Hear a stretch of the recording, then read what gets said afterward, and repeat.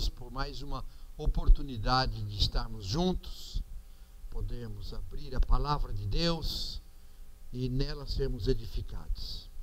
Nós estamos estudando na carta do apóstolo Paulo aos Efésios e hoje nós vamos trabalhar no capítulo 2, nos versos de 11 a 22. É um texto assim que numa leitura rápida nem sempre parece ser tão fácil de entender, mas vocês vão observar que com esse trabalho, esse estudo, essa exposição, cada vez que vocês lerem este capítulo 2, do 11 ao 22, vai ser mais fácil de entender. Mas antes da palavra, eu gostaria de contar rapidamente uma história muito significativa da igreja. No início do século XVIII, um dos papas bastante violento contra os protestantes. Já tinha passado a reforma protestante com Martinho Lutero, mas além de Martinho Lutero, haviam outros grupos também chamados pré-reformadores. E este papa então estava perseguindo muito a igreja, matando alguns protestantes, prendendo outros. E um grupo de irmãos lá da Morávia, onde está hoje a República Tcheca, eles fugiram para a Alemanha. E lá na Alemanha, eles foram recebidos por um conde, Nicolau Zinzendorf. E esse conde era muito rico, ele também era protestante, luterano, e ele tinha muitas terras, ele tinha uma propriedade muito grande. E ele recebeu, então, os conhecidos hoje como irmãos morávios. Deu uma parte lá da sua propriedade em Herrhut, e então eles se uniram lá. Mas juntamente com esses morávios foram várias outras igrejas. Foram luteranos, calvinistas, unitas, anabatistas, um grupo grande de denominações diferentes. E eles começaram a desentenderem-se entre si, a brigarem mesmo. Uma luta constrangedora entre eles, a tal ponto de um sair da sua igreja e ir na porta da outra igreja e criticar e falar mal e dizer que era a igreja do inferno. Eles brigaram muito. Até que o conde Zinzendorf, ele deixou o seu patrimônio, deixou os seus afazeres, ele era um jurista, e a sua esposa passou a cuidar dos seus negócios, e ele reuniu todos ali, os irmãos morávios, e reuniu e literalmente deu um sermão. Num culto no dia 13 de agosto de 1727, ele reuniu todos, fez um sermão profundo sobre a importância da unidade, um sermão que durou 3 horas. O culto começou ao meio-dia, terminou à meia-noite. E o sermão foi tão tocante, Deus agiu de uma forma tão preciosa e maravilhosa, chamando aquela igreja à unidade. Eles se quebrantaram a tal ponto que todos começaram a chorar e a se quebrantar diante de Deus. E naquele dia, então, foi feito um documento chamado Concórdia Fraterna, onde todos assinavam aquele compromisso em concordância de amar um ao outro. Isso gerou um quebrantamento muito grande na vida da igreja, a tal ponto que eles começaram ali um movimento de oração chamado Torre de Vigia, que não tem nada a ver com a seita de hoje, mas é um tipo de um relógio de oração, onde 24 horas por dia tinha um grupo de irmãos orando. E essa reunião de oração durou mais de 100 anos. Aliás, deixe-me fazer um parêntese. Você sabia que aqui na Shalom, todos os dias, tem uma ou duas ou mais mulheres jejuando pela igreja? A cada 40 dias eles renovam os pedidos, e se durante esse período alguém precisa de oração, é encaminhado e distribuído a estas irmãs que estão orando. Então, louvado seja Deus, e eu creio que Deus tem muitas bênçãos através desse grupo de jejum e oração todos os dias na Shalom. Muito bem, mas fecho parênteses aqui. Então, aquele grupo de oração que durou mais de 100 anos, foi uma igreja notável na sua dedicação à oração, após a aliança entre os irmãos. Também foram muito conhecidos pelos hinos que eles compunham e cantavam. E um outro ponto alto foi que eles então se dedicaram a missões. Um número muito grande de 2.150 missionários aquela igreja enviou mundo afora. E tudo isso, queridos, resultou a partir do momento em que eles selaram uma união. E embora tivessem denominações diferentes, eles assumiram o compromisso da irmandade em Cristo Jesus. Vamos orar. Querido Deus, em nome de Jesus, eu te agradeço pela experiência vivida no início do século XVIII. E agora, quando nós vamos abrir a palavra e estudá-la, eu quero te pedir, em nome de Jesus, que haja um renovo espiritual nas nossas vidas, em nome de Jesus. Amém.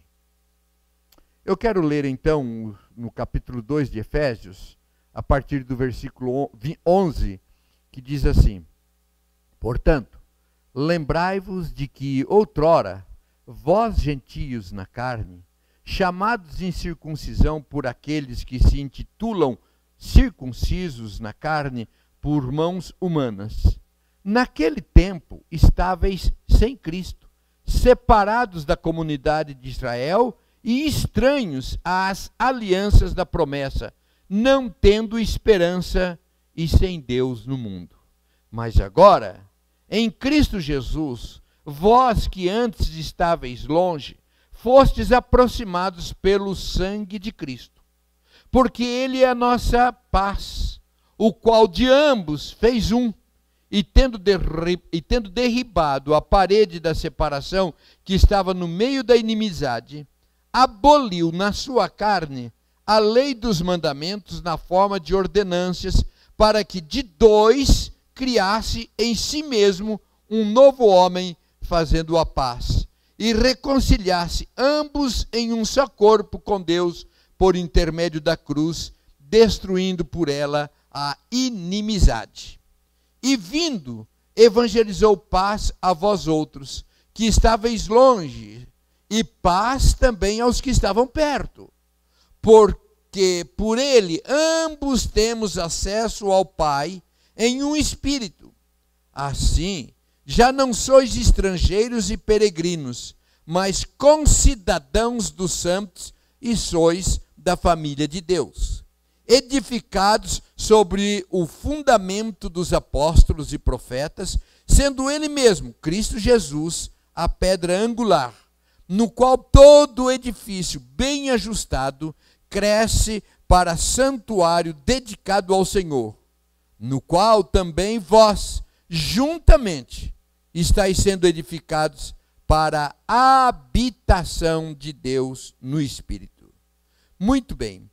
Neste ensino, nesta carta, Paulo está trabalhando um aspecto da transição na vida entre os judeus e os gentios. Entre os judeus e os gentios havia um desentendimento. Os judeus eram aqueles para os quais Deus havia feito promessas. Era o povo de Deus. Os gentios, todos os povos e nações que não eram judeus. Os gentios, eles eram objeto de desprezo dos judeus, porque eles não tinham o sinal na carne, eles não eram circuncidados. Então, não havia parte, não faziam parte das promessas dadas por Deus aos judeus. Eles eram estranhos à aliança da promessa. Várias alianças foram feitas por Deus com o povo judeu, desde Moisés, Abraão, Davi. Agora, os judeus, eles eram monoteístas, criam em um único Deus.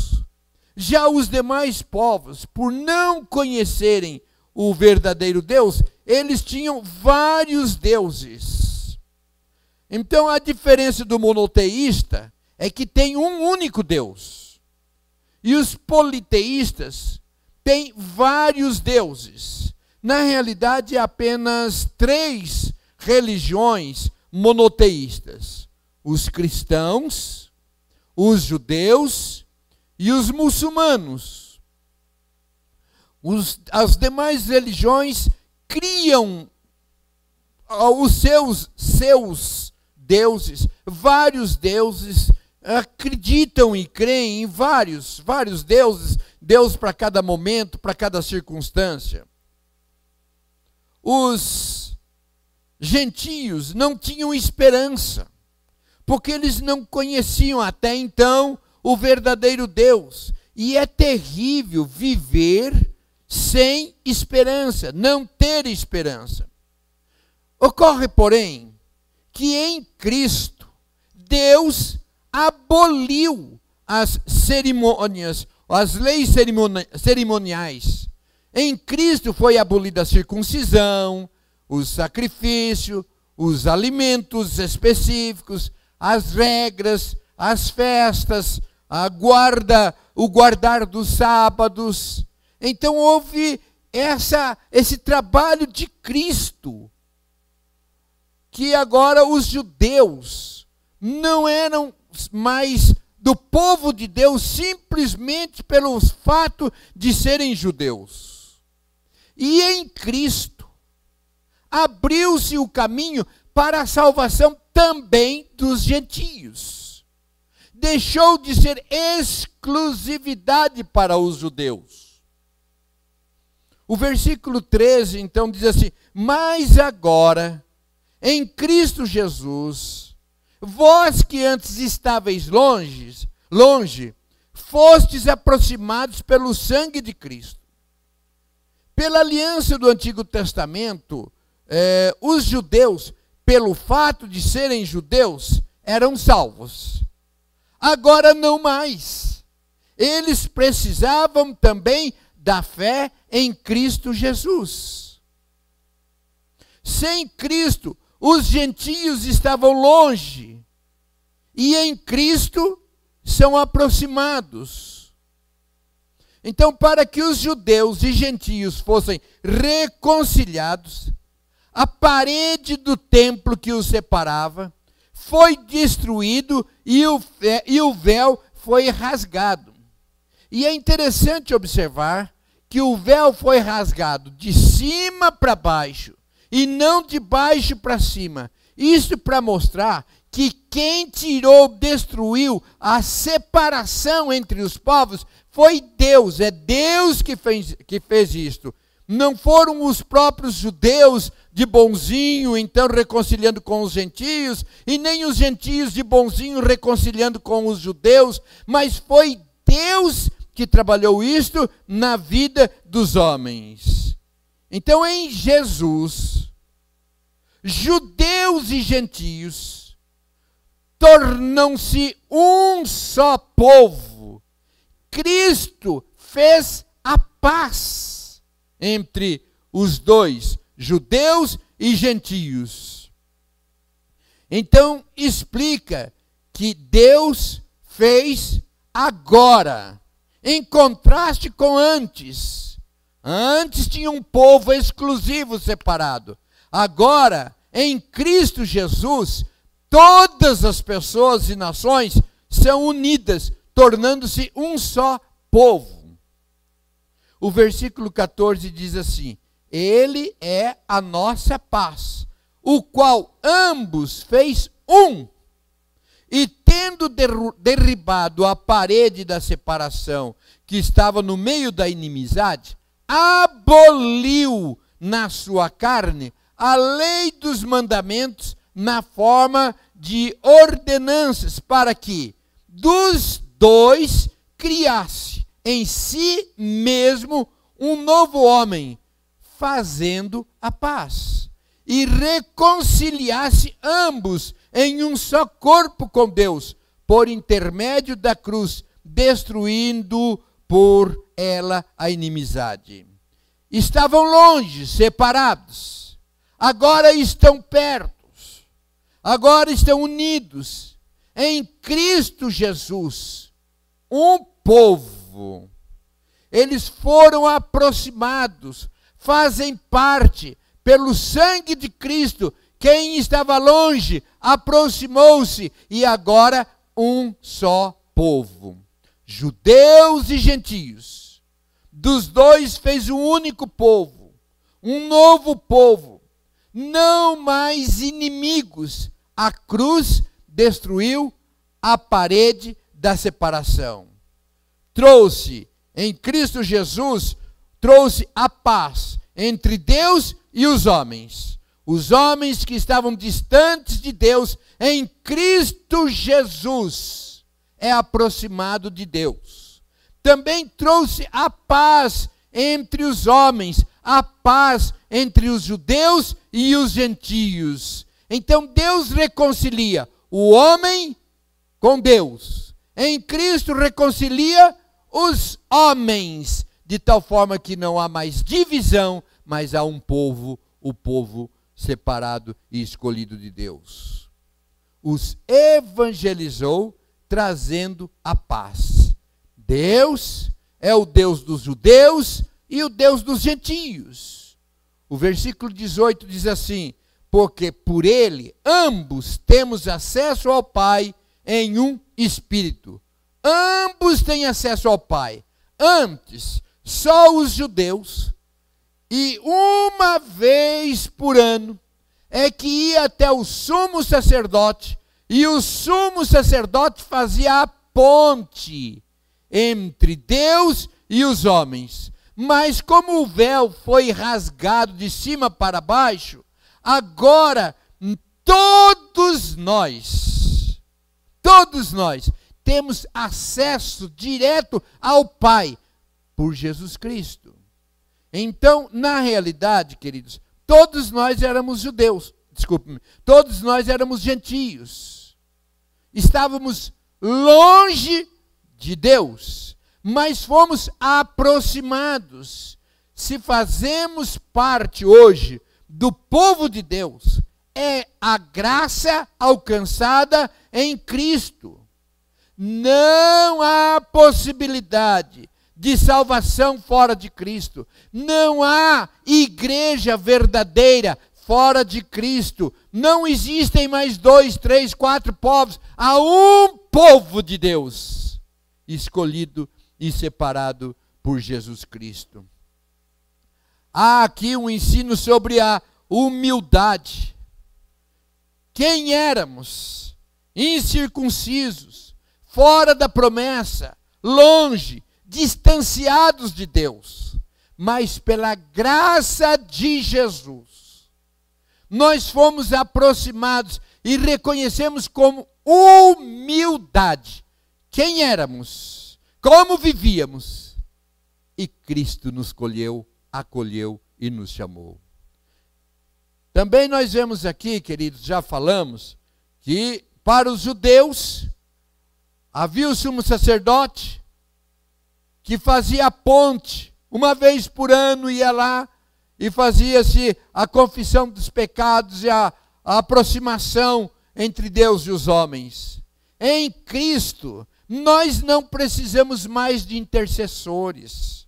Há um único que intercede por nós, Jesus Cristo. Não é mais uma vez por ano, mas todas as vezes que nós quisermos falar com o Pai, por meio de Cristo Jesus, nós temos acesso. Glória a Deus por isso. Qualquer momento, em qualquer lugar, nós podemos chegar à presença do Pai por meio de Cristo Jesus. O versículo 19 diz assim: já não sois estrangeiros e peregrinos, mas concidadãos dos santos, e sois da família de Deus, feitos concidadãos da mesma família, o mesmo nome. Todos nós temos agora um nome, o nome de cristão, de filhos de Deus em Cristo Jesus.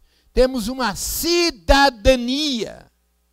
Sentimos-nos em casa, na presença do Pai e reunido com uma irmandade do mundo todo, onde se chama pelo nome de Jesus.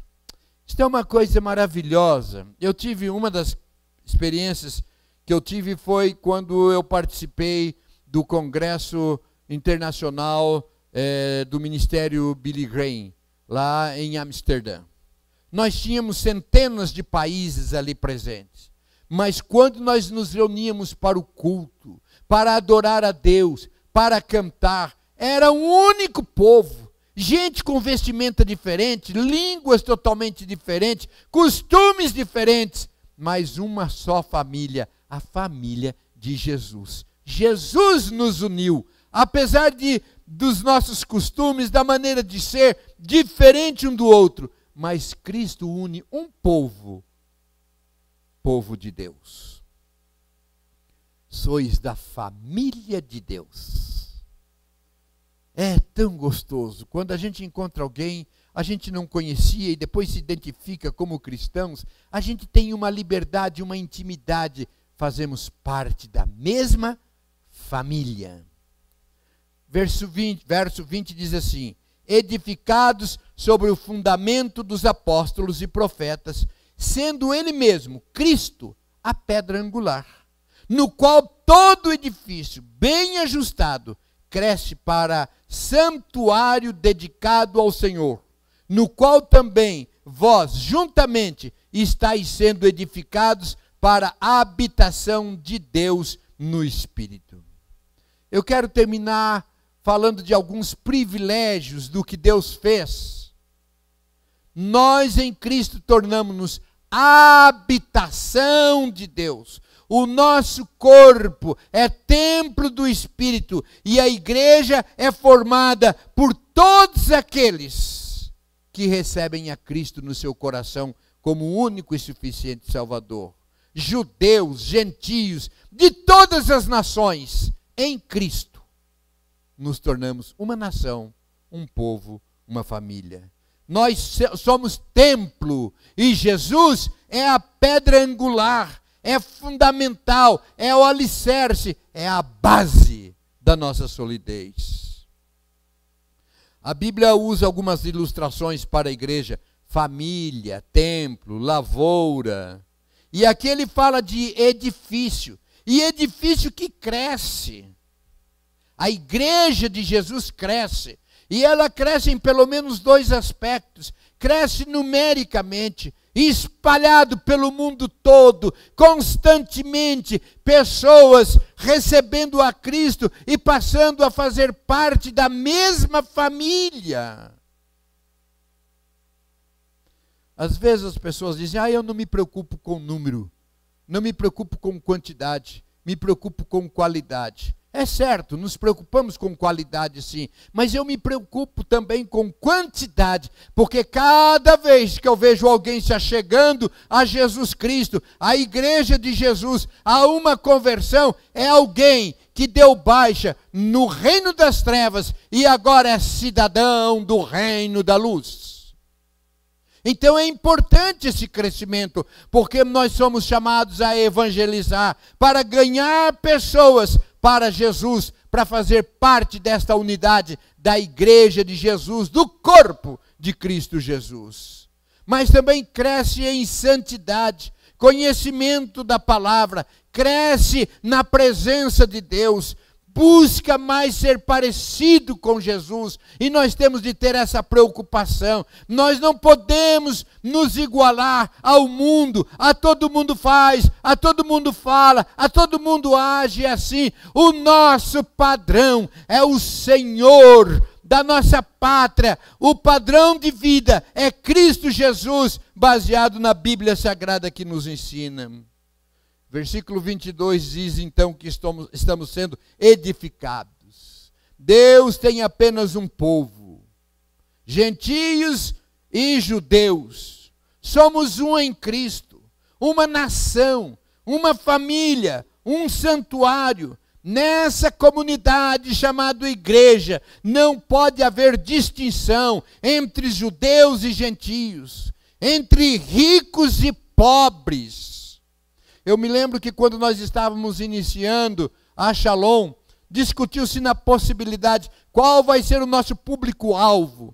E falou-se, então, vamos trabalhar com a classe mais alta financeiramente, alta também em termos de intelectualidade, e nós chegamos à conclusão, não, nós vamos trabalhar com pessoas, aqueles que Deus nos der. E eu acho lindo quando nós podemos sentar juntos, ricos, pobres, pessoas cultas, outros menos letrados, pessoas de raças diferentes, de cores diferentes.